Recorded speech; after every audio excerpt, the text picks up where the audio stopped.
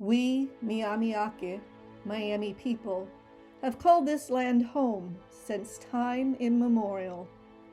Our homelands include all of what is today Indiana, but Fort Wayne has a special importance to us as the historic site of an intertribal metropolitan area that included our most prominent village, Kikayonge.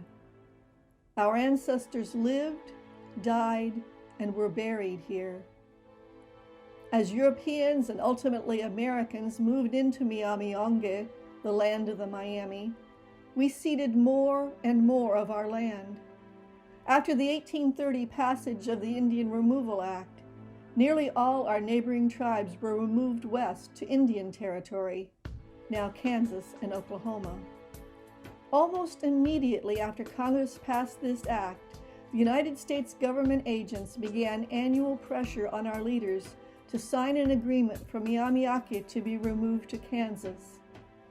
Following the deaths of nearly all our elder leaders, in November 1840, Principal Chief Pinjewa, J.B. Richardville, and our other mostly young leaders signed the Treaty of the Forks of the Wabash, agreeing to exchange our last tribal land in Indiana for land in Kansas.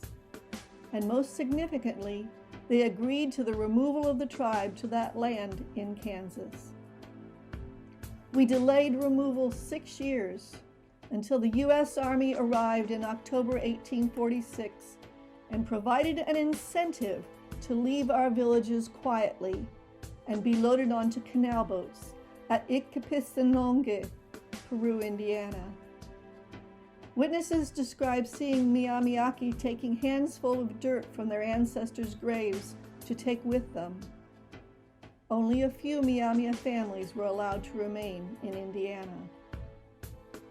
We were loaded onto 5 canal boats and taken by the Wabash and Erie Canal through Kikayonge and then into Ohio to the Miami and Erie Canal and south to the end of the canal in Cincinnati. We were transferred to the steamboat Colorado on Kanzenzepiwe, the Ohio River. The Colorado took us down Kanzenzepiwe and up Mississippiwe, the Mississippi River, to St. Louis, where we were kept on the east bank of Mississippiwe on a sandbar known as Bloody Island. 3 days after arriving on Bloody Island, we were loaded on the steamboat Clermont II for the journey on Pekemikisipiwe, the Missouri River.